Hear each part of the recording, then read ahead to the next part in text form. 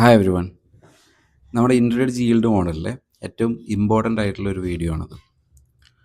നമ്മളിതുവരെ ICT കോൺസെപ്റ്റിനെയും നമ്മുടെ yield മോഡലിനെയും ഒരുമിച്ചായിരുന്നു മാർക്കറ്റിൽ നോക്കിയിട്ടുണ്ടായിരുന്നത്.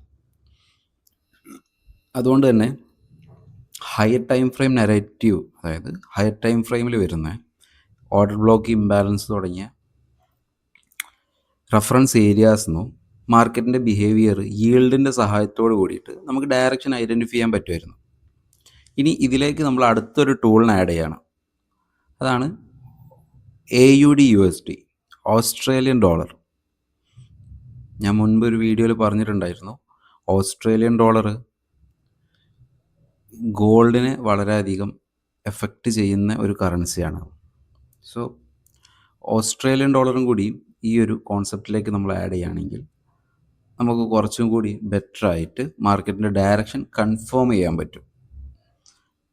നമുക്ക് ആ ഒരു കാര്യങ്ങളൂടി എങ്ങനെയാണെന്ന് നോക്കാം.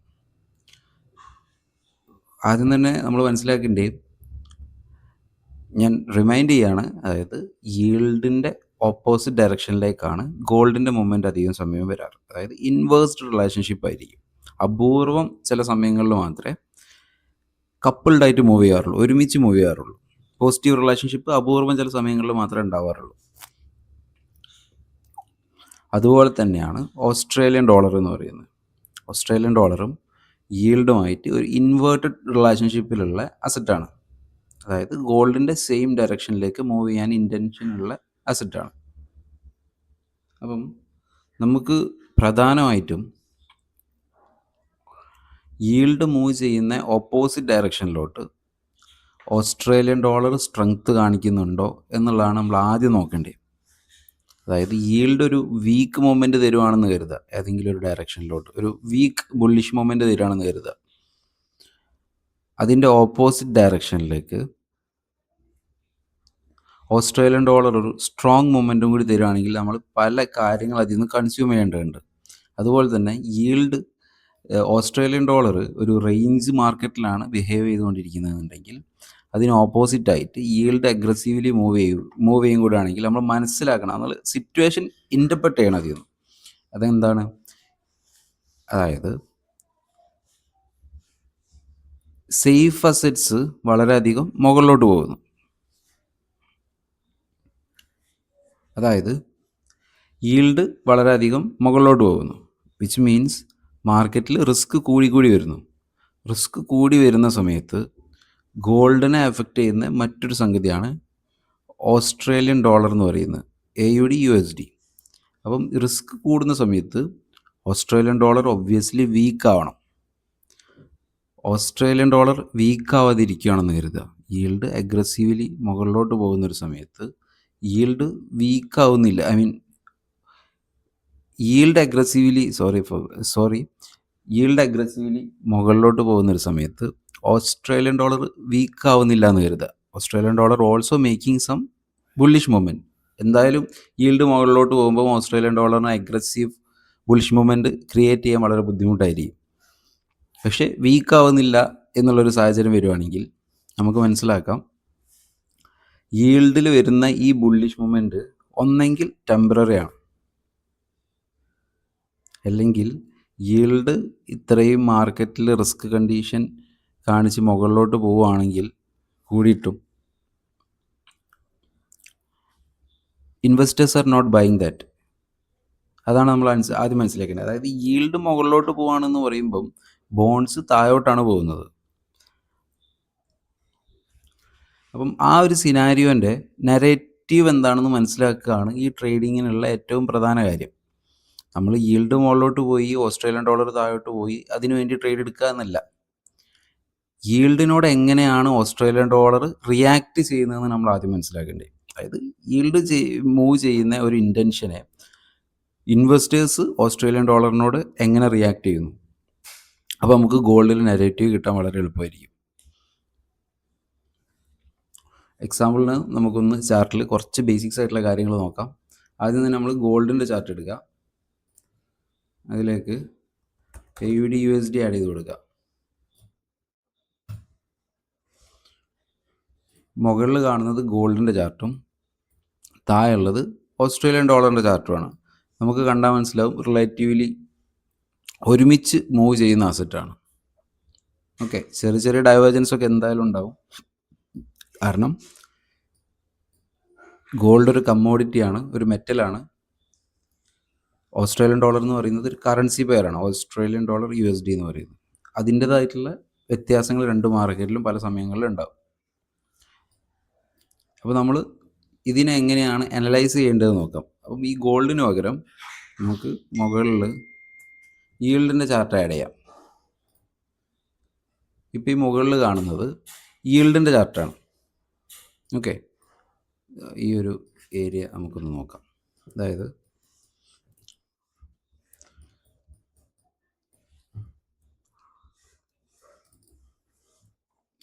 മുകളിൽ കാണുന്നത് ഈൽഡിൻ്റെ ചാർട്ടാണ്. ഈൽഡ് ഈ ഒരു ഇമ്പൾസീവ് മൂമെൻറ്റ് ക്രിയേറ്റ് ചെയ്ത സമയത്ത് തന്നെ ഓസ്ട്രേലിയൻ ഡോളർ എന്ത് വന്നു, ഒരു ഇമ്പൾസീവ് ബിയറിഷ് മൂമെൻറ്റ് വന്നു. വിച്ച് മീൻസ് മാർക്കറ്റ് ഗോൾഡും ബിയറിഷ് ആയിരിക്കണം ഈ സമയത്ത്. ഓക്കെ, അതിനുശേഷം ഈൽഡ് ഒരു 50% റിട്രേസ്മെൻറ്റ് വന്നു. റിട്രേസ്മെൻറ്റിന് ശേഷം ഹയർ ഹൈ ക്രിയേറ്റ് ചെയ്തു. സീ ദാറ്റ് ഇത് ഒരു 5 മിനിറ്റിലോ 1 മിനിറ്റിലോ ഒന്നും നോക്കരുത്. അതിന് പകരം അറ്റ്ലീസ്റ്റ് 15 മിനിറ്റിലെങ്കിലും നോക്കാൻ വേണ്ടി ശ്രമിക്കാം. ഓക്കെ, ഗോൾഡ് ഒരു ഹയർ ഹൈ ക്രിയേറ്റ് ചെയ്തു, പക്ഷേ yield Australian dollar lower low create ചെയ്തില്ല. വിച്ച് മീൻസ്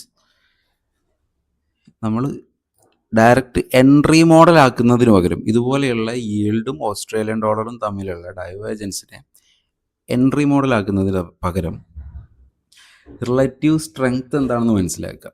അതായത് ഈൽഡിൻ്റെ ബുള്ളിഷ്നെസ് ആണോ റിയൽ മൂവ്മെൻറ്റ്, അല്ലെങ്കിൽ ഇതിലുള്ള ബുള്ളിഷ്നെസ് ആണോ റിയൽ മൂവ്മെൻറ്റ്. ഇത് ബുള്ളിഷ്നെസ് എന്ന് പറയാൻ കാരണം എന്താണ്, ഈൽഡ് ഇത്രയും ബുള്ളിഷ്നെസ് കാണിച്ചിട്ടും ന്യൂ ലോ മേക്ക് ചെയ്തില്ല, പുതിയ ലോവർ ലോ ക്രിയേറ്റ് ചെയ്തില്ല. വിച്ച് മീൻസ് ഈ മൊമെൻറ്റ് ബുള്ളിഷ്നെസ് ആണ് നമുക്ക് എന്ത് ചെയ്യുന്നത്, കാണിച്ചു തരുന്നത്. ഇത് ഹയർ ലോ ആണ് ക്രിയേറ്റ് ചെയ്തത്, അപ്പോൾ ഹൈ ആണ്, അപ്പം ബുള്ളിഷ്നെസ് ആണ് അത് ഇൻറ്റൻറ്റ് ചെയ്യുന്നത് നമുക്ക്. അപ്പം ഈ ഒരു സിനാരിയോ ഓസ്ട്രേലിയൻ ഡോളറും ഈൽഡും തമ്മിലുള്ള ഈ ഒരു ഡൈവേർജൻസിനെ ഗോൾഡിലെ പ്രൈസ് ആക്ഷനും കൂടി നമ്മൾ അനലൈസ് ചെയ്തിട്ട് നമുക്ക് എന്ത് ചെയ്യാം, ഗോൾഡിൽ അടുത്ത് എന്താണ് മൂവ്മെൻറ്റ് വരാൻ സാധ്യത ഉള്ളത് നോക്കാം. അതിന് വേണ്ടിയിട്ട് നമുക്ക് എന്ത് ചെയ്യാം, ഗോൾഡിൻ്റെ ഒരു മൂന്നാമത്തെ ചാർട്ടും കൂടി ഇതിൽ ആഡ് ചെയ്ത് കൊടുക്കാം. ഓക്കെ, മുകളിൽ കാണുന്നത് ഓസ്ട്രേലിയൻ ഡോളറാണ്. രണ്ടാമത് മുകളിൽ കാണുന്നത് 10 ഇയർ നോമിനൽ ഈൽഡിൻ്റെ ചാർട്ടാണ്. രണ്ടാമതുള്ളത് ഓസ്ട്രേലിയൻ ഡോളറിൻ്റെ ചാർട്ടാണ്. മൂന്നാമത് ഏറ്റവും താഴെയായിട്ട് കാണുന്ന ഈ ചാർട്ടാണ് ഗോൾഡിൻ്റെ ചാർട്ട്. സോ നോർമലി ഈൽഡ് മുകളിലോട്ട് പോകുമ്പം ഗോൾഡും ഓസ്ട്രേലിയൻ ഡോളറും താഴോട്ട് പോകണം. അതുതന്നെയാണ് ഇവിടെയും സംഭവിച്ചത്. ഈൽഡ് ബുള്ളിഷ് ഇമ്പൾസീവ് മൊമെൻറ്റ് വന്നു, ഓസ്ട്രേലിയൻ ഡോളർ ഒരു ബിയറിഷ് ഇമ്പൾസീവ് മൊമെൻറ്റ് വന്നു. സെയിം ഡയറക്ഷനിലേക്ക് ഗോൾഡും ഒരു ബിയറിഷ് ഇമ്പൾസീവ് മൊമെൻറ്റ് വന്നു. ദെൻ ഓസ്ട്രേലിയൻ ഡോളറിൽ ഒരു 50% റിട്രേസ്മെൻറ്റ് വന്നു. അതുപോലെ തന്നെ ഈൽഡിലും ഒരു 50% റിട്രേസ്മെൻറ്റ് വന്നു. പക്ഷേ ഗോൾഡിൽ ഒരു 50% റിട്രേസ്മെൻറ്റ് തരാതെ പ്രൈസ് എന്ത് ചെയ്തു, ലോവർ ലോ ക്രിയേറ്റ് ചെയ്തു. ഈൽഡും ലോവർ ലോ ക്രിയേറ്റ് ചെയ്തു, ഹയർ ലോ ക്രിയേറ്റ് ചെയ്തു, ഈൽഡും ഹയർ ഹൈ ക്രിയേറ്റ് ചെയ്തു. പക്ഷേ ഈ 3 അസറ്റ്സിൽ ഓസ്ട്രേലിയൻ ഡോളർ മാത്രം എന്ത് ക്രിയേറ്റ് ചെയ്തില്ല, ലോവർ ലോ ക്രിയേറ്റ് ചെയ്തില്ല. വിച്ച് മീൻസ് ഇതിൽ ഏതെങ്കിലും ഒരു അസറ്റിൻ്റെ മൊമെൻറ്റ് എന്തായിരിക്കും, ഈ ഒരു ബുള്ളിഷ്നെസ്സോ അല്ലെങ്കിൽ ഈ ഒരു ബിയറിഷ്നെസ്സോ അല്ലെങ്കിൽ ഈ ഒരു സ്ട്രെങ്ത്തോ ഫേക്ക് ആയിരിക്കും. അതാണ് നമ്മൾ അടുത്തത് മാർക്കറ്റിൻ്റെ മൂവ്മെൻ്റ് എന്ന് ഇൻ്റർപ്രറ്റ് ചെയ്യേണ്ടത്. ഈ സമയത്ത് നമുക്ക് എന്ത് മനസ്സിലാക്കാം, നമ്മളെ പ്രീവിയസ് ലെവൽസോ ലിക്വിഡിറ്റി എന്തെങ്കിലും എടുത്തിട്ടുണ്ടെന്നോ. ഇവിടെ നല്ലൊരു ലിക്വിഡിറ്റി സ്വീപ്പ് നടന്നിട്ടുണ്ട് ഗോൾഡിൽ. ഓക്കെ, സെയിം ഡയറക്ഷൻ സെയിം ഏരിയയിൽ ഓസ്ട്രേലിയൻ ഡോളറിന് എന്തില്ല, ഒരു പുതിയ ലിക്വിഡിറ്റിൻ്റെ ആവശ്യമില്ല. ലിക്വിഡിറ്റി മുമ്പത്തെ ഈ ഒരു മൊമെൻറ്റിൽ കൂടെ തന്നെ ലിക്വിഡിറ്റി ഓൾറെഡി എടുത്തതാണ്. അപ്പോൾ രണ്ടാമത് ഓസ്ട്രേലിയൻ ഡോളറിന് എന്തെടുക്കേണ്ട ആവശ്യമില്ല, ഈ ഒരു ലിക്വിഡിറ്റി എടുക്കേണ്ട ആവശ്യമില്ല.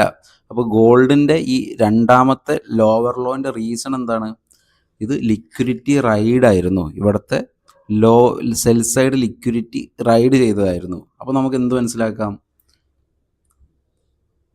അടുത്തത് ഈൽഡ് ബിയറിഷ് ആവാൻ സാധ്യതയുണ്ട്. കാരണം ഓൾറെഡി ഗോൾഡും ഓസ്ട്രേലിയൻ ഡോളറും തമ്മിലുള്ള ബുള്ളിഷ് ഡൈവേർജൻസ് നമുക്ക് കിട്ടി. ഈ ഡൈവേർജൻസ് എന്ന് പറയുന്നത് ഒരു ലിക്വിഡിറ്റി സ്വീപ്പാണെന്ന് കരുതി കഴിഞ്ഞാൽ നമുക്കിതിപ്പം 15 മിനിറ്റിൻ്റെ ചാർട്ടാണ്. യു ക്യാൻ സീ ദാറ്റ് ഇവിടെ നോക്കി കഴിഞ്ഞാൽ 15 മിനിറ്റിൻ്റെ ചാർട്ടാണ്. നമ്മളിതൊരു ലോവർ ടൈം ഫ്രെയിമിലേക്ക് പോയി കഴിഞ്ഞാൽ നമുക്കിവിടെ എന്ത് കാണാം? ഒരു ലിക്വിഡിറ്റി സ്വീപ്പും അതിൻ്റെ ശേഷം തന്നെ ഒരു 1 മിനിറ്റിലോ 5 മിനിറ്റിലോ നോക്കിക്കഴിഞ്ഞാൽ ഒരു ചേഞ്ച് ഓഫ് ക്യാരക്ടറും കാണാൻ പറ്റും. സോ ഈ ഒരു കോൺസെപ്റ്റ് ബേസ് ചെയ്തിട്ട് നമ്മൾ ലോവർ ടൈം ഫ്രെയിമിലേക്ക് പ്രൈസിനെ കൊണ്ടുപോകുന്ന സമയത്ത് നമുക്കിതൊരു പ്യുവർ എൻട്രി ആയിട്ട് യൂസ് ചെയ്യാൻ പറ്റും. ഇതുപോലെയാണ് മാർക്കറ്റിൻ്റെ പല ഏരിയാസിനെയും നമ്മുടെ ഈ SMC ICT കോൺസെപ്റ്റിലോട്ട് ഈൽഡിനെ നമ്മൾ നോക്കിക്കൊണ്ടിരുന്നതിന് അതിലേക്കാണ് ഇപ്പോൾ നമ്മൾ ഓസ്ട്രേലിയൻ ഡോളറിനെയും കൂടെ അഡീഷണലി കൊണ്ടുവന്നത്. ഇതുപോലെയുള്ള ഒരുപാട് സിനാരിയോസ് നമുക്ക് മാർക്കറ്റിൽ നോക്കിക്കഴിഞ്ഞാൽ കാണാൻ പറ്റും. ഇതിപ്പം ഒരു മൂന്നാമത്തെ ഐറ്റം മാത്രമാണ് ഓസ്ട്രേലിയൻ ഡോളർ എന്ന് പറയുന്നത്. ഈ ഒരു ഇൻ്റർ മാർക്കറ്റ് ഡൈവേർജൻസ് എന്ന് പറയുന്നത് വളരെ ഹെവി ആയിട്ടുള്ള കടൽ പോലെ കിടക്കുന്ന ഒരു വലിയ കോൺസെപ്റ്റാണ്. ശരിക്കും നമ്മൾ മറ്റ് ഇൻഡിക്കേറ്റേഴ്സിനെ കുറിച്ചൊക്കെ അന്വേഷിക്കുന്നതിന് പകരം ശരിക്കും മാർക്കറ്റുകൾ തമ്മിലുള്ള റിലേഷൻഷിപ്പിനെ കുറിച്ച് അന്വേഷിക്കുകയാണെങ്കിൽ നമുക്ക് മനസ്സിലാവും പ്രൈസിന് പുറമെ, അതായത് ക്യാൻഡിൽസിന് പുറമെ, ഏതെങ്കിലും ഒരു സിംഗിൾ ചാർട്ടിൻ്റെ ക്യാൻഡിലിന് പുറമെ മാർക്കറ്റുകൾ എത്രത്തോളം ബന്ധപ്പെട്ടിരിക്കുന്നു എന്ന് മനസ്സിലാക്കി കഴിഞ്ഞാൽ നമുക്ക് ട്രേഡ് ചെയ്യാൻ കുറേയും കൂടി ഈസി ആയിരിക്കും. നെയ്ക്ഡ് ചാർട്ടിൽ തന്നെ നമുക്ക് ട്രേഡ് ചെയ്യാൻ പറ്റും. ഇനി നമുക്ക് ഇതുപോലെ മറ്റൊരു സിനാരിയോ നോക്കാം. ഇവിടെ നമുക്ക് കാണാം ഓസ്ട്രേലിയൻ ഡോളർ ഈൽഡ് അഗ്രസീവ്ലി ബുള്ളിഷാണ്. പക്ഷേ ഈ ബുള്ളിഷ്നെസ്സിൻ്റെ ഒരു പകുതി സ്ട്രെങ്ത് പോലും ഇല്ലാതെയാണ് ഓസ്ട്രേലിയൻ ഡോളർ ബിയറിഷ് ആയത്. അതുപോലെ തന്നെ ഗോൾഡും ബിയറിഷ് ആയത് സ്ട്രെങ്ത് ഇല്ലാതെ തന്നെയാണ് ഗോൾഡും ബിയറിഷ് ആയത്. അതായത് ഈൽഡ് ഇത്രയും സ്ട്രോങ്ലി ബുള്ളിഷ് ആയിട്ടും ആളുകൾ എന്ത് ചെയ്യുന്നില്ല? ഗോൾഡ് സെല്ല് ചെയ്യുന്നില്ല. ഈൽഡ് അട്രാക്റ്റീവാണ്. ഈൽഡ് അട്രാക്റ്റീവ് ആകുമ്പോൾ നോർമലി എന്ത് സംഭവിക്കണം? ഗോൾഡിൽ നിന്ന് സെല്ല് വരണം, എന്നിട്ട് ഈൽഡിൽ ഇൻവെസ്റ്റ്മെൻറ്റ് അധികം വരണം. അപ്പോൾ നമുക്ക് മനസ്സിലാക്കുന്നത് ഗോൾഡിൽ സെല്ല് വരുന്നില്ല, something bullish about gold is happening. അത് നമ്മൾ മനസ്സിലാക്കാം. ഓക്കെ, അടുത്ത സിനാരിയോ എന്താ? ഈൽഡ് സൈഡ് വൈസ് റേഞ്ച് മാർക്കറ്റിലേക്ക് നിൽക്കുന്നു. Yield side wise and range മാർക്കറ്റിൽ കൺസോളിഡേറ്റ് ചെയ്യുന്നു. ഈ സെയിം ടൈമിൽ ഓസ്ട്രേലിയൻ ഡോളറും അതുപോലെ സൈഡ് വൈസ് ബുള്ളിഷ് മാർക്കറ്റിൽ നിൽക്കുന്നു. അതായത് ബിയറിഷ് അല്ല, പക്ഷെ ഹെവിലി ബുള്ളിഷും അല്ല, സൈഡ് വൈസ് ബുള്ളിഷ് മാർക്കറ്റിലാണ് ഈൽഡ് നിൽക്കുന്നത്, ഓസ്ട്രേലിയൻ ഡോളർ നിൽക്കുന്നത്. സെയിം ടൈമിൽ ഗോൾഡ് എന്ത് വന്നു? നമുക്ക് ഇവിടെ കാണിച്ച ഈ സ്ട്രെങ്ത്തിന് എയ്തർ വൺ ഓസ്ട്രേലിയൻ ഡോളറോ അല്ലെങ്കിൽ ഗോൾഡോ ബുള്ളിഷ് ആയിരിക്കാൻ സാധ്യതയുണ്ട്. കാരണം എന്താണ്? ഈൽഡ് ഇത്രയും സ്ട്രോങ് മൊമെൻറ്റ് തന്നിട്ടും ഇവർ രണ്ടും അതിനനുസരിച്ച് ബിയറിഷ്നെസ് കാണിച്ചിട്ടില്ല. അപ്പോൾ ഇതിൽ ഏതെങ്കിലും ഒരെണ്ണം എന്തായാലും ബുള്ളിഷാണ് നമുക്കറിയാം. അപ്പം ഗോൾഡാണ് നമുക്ക് അതിന് പകരം എന്ത് തന്നത്? ഇത്രയും വലിയ ബുള്ളിഷ് റാലി തന്നിട്ടുള്ളത്. സോ ഇത് നമുക്ക് ഈ ഒരു ട്രേഡ് എടുക്കാൻ നമുക്ക് പ്രത്യേകിച്ച് റീസൺസ് ഒന്നുമില്ല. കാരണം എന്താണ്? ഈൽഡ് ബുള്ളിഷാണ്, ഓസ്ട്രേലിയൻ ഡോളർ ബിയറിഷാണ്, ബട്ട് സ്ട്രോങ് ബിയറിഷ് അല്ല. ഗോൾഡ് ബിയറിഷ് ആണ്, ബട്ട് സ്ട്രോങ് ബിയറിഷ് അല്ല.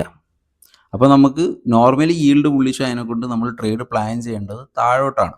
പക്ഷേ ഈ ഒരു സിനാരിയോക്ക് ശേഷം വന്നിട്ടുള്ള സെല്ല് മൊത്തം സ്ട്രെങ്ത് ഇല്ലാത്ത സെല്ലായതുകൊണ്ട് നമ്മൾ മാർക്കറ്റിന് എന്ത് ചെയ്യണം? വെയിറ്റ് ചെയ്യണം, എന്താണ് അടുത്ത മൊമെൻറ്റ് എന്ന് അറിയണ വരെ. അപ്പം ഈൽഡിൻ്റെ ഈ ഒരു സൈഡ് വൈസ് മൊമെൻറ്റ് കഴിഞ്ഞതിന് ശേഷം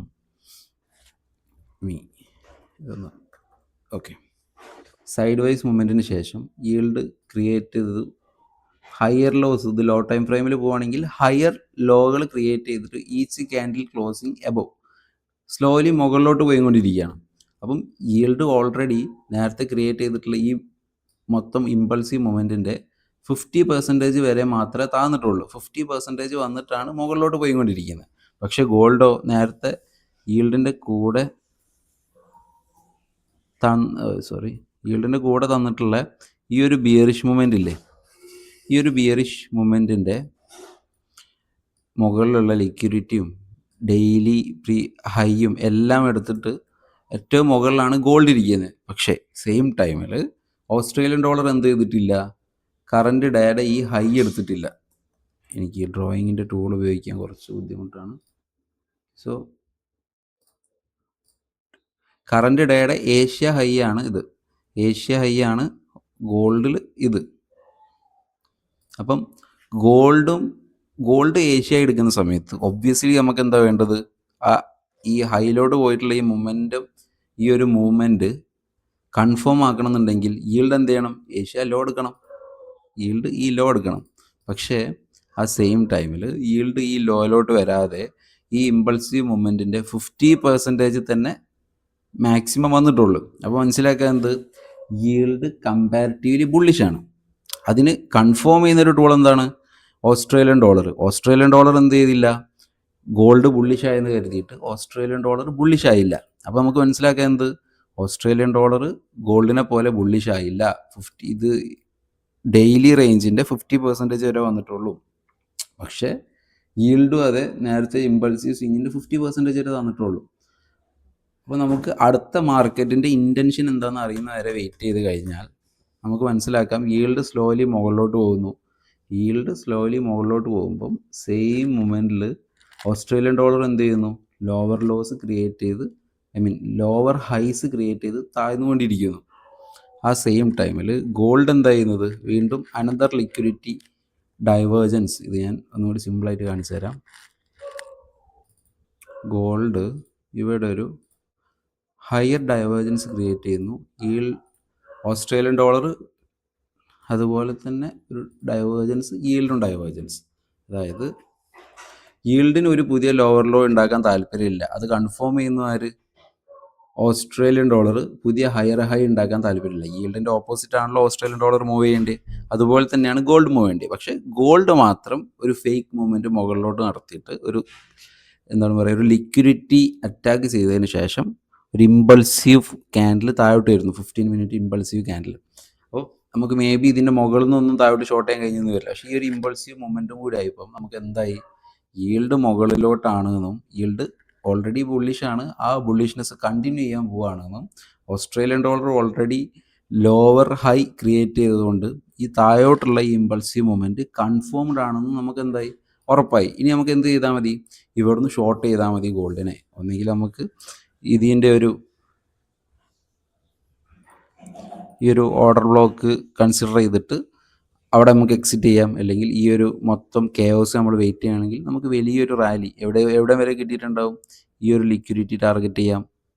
സോ ടാർഗറ്റ് നമുക്ക് നമ്മുടെ പ്രൈസ് ആക്ഷൻ ബേസ്ഡ് നമുക്ക് എങ്ങനെ വേണമെങ്കിലും എയിം ചെയ്യാം, പ്രീവിയസ് ഡേ ലോ വേണമെങ്കിൽ എയിം ചെയ്യാം, ദാറ്റ്സ് ഡിപ്പെൻസ് ഓൺ അസ്. പക്ഷെ എൻട്രി എന്ന് പറയുന്നത് ഇത്തരം അനാലിസിസുകൾ ചെയ്തതിന് ശേഷമാണെന്നുണ്ടെങ്കിൽ നമുക്ക് ഒരുപാട് മിസ് എൻട്രീസും ഇമോഷണൽ എൻട്രീസും ഒഴിവാക്കാൻ പറ്റും. അപ്പം മാർക്കറ്റിനെ ഇതുപോലെ ഇൻ്റർ മാർക്കറ്റ് അനാലിസിസ് ചെയ്യാൻ പഠിച്ചു കഴിഞ്ഞാൽ നമുക്ക് കുറേ ഈവൻ നിങ്ങൾ ഇതുപോലെ ICT കോൺസെപ്റ്റോ SMC കോൺസെപ്റ്റോ ഒന്നും ചെയ്യണമെന്നില്ല.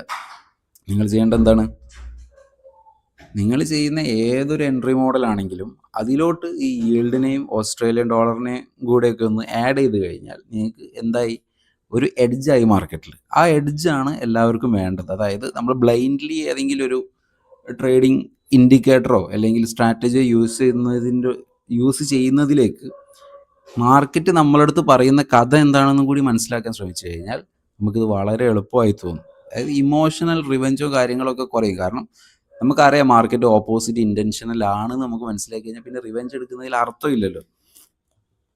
അപ്പോൾ മാർക്കറ്റ് പറയുന്ന കഥകളും കൂടി ഒന്ന് ശ്രദ്ധിച്ച് തുടങ്ങിക്കഴിഞ്ഞാൽ നമുക്കിത് വളരെ എളുപ്പമായിട്ട് തോന്നും. അപ്പോൾ ഒന്ന് ഈ ഒരു മോഡൽ ഓസ്ട്രേലിയൻ ഡോളറിനെ എങ്ങനെയാണ് യൂസ് ചെയ്യേണ്ടതെന്ന് കമൻറ്റിൽ കുറച്ച് പേര് എൻ്റെ അടുത്ത് ചോദിച്ചിട്ടുണ്ടായിരുന്നു, 1-2 പേര് മെസ്സേജ് അയച്ചിട്ടുണ്ടായിരുന്നു. അതുകൊണ്ടാണ് ഇങ്ങനൊരു വീഡിയോ ചെയ്യാൻ ഞാൻ തയ്യാറായത്. സോ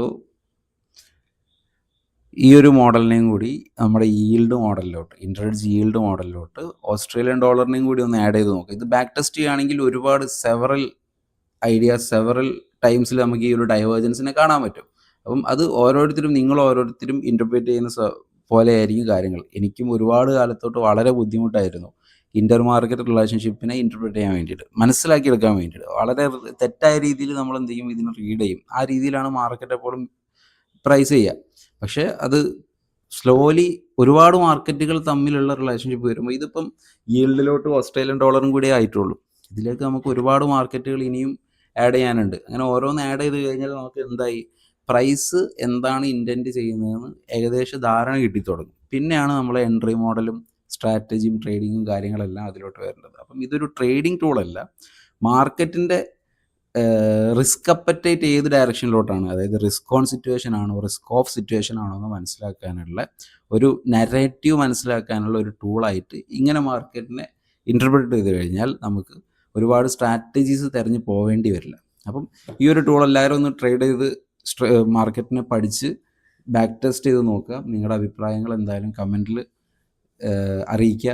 ഏതെങ്കിലും പുതിയ കാര്യങ്ങളെക്കുറിച്ച്, ഏതെങ്കിലും ഇൻ്റർ മാർക്കറ്റ് അവയർനെസ്സിനെ കുറിച്ച് ചെയ്യണമെന്നുണ്ടെങ്കിൽ കമൻറ്റ് ചെയ്താൽ മതി. I will definitely do that. Thank you.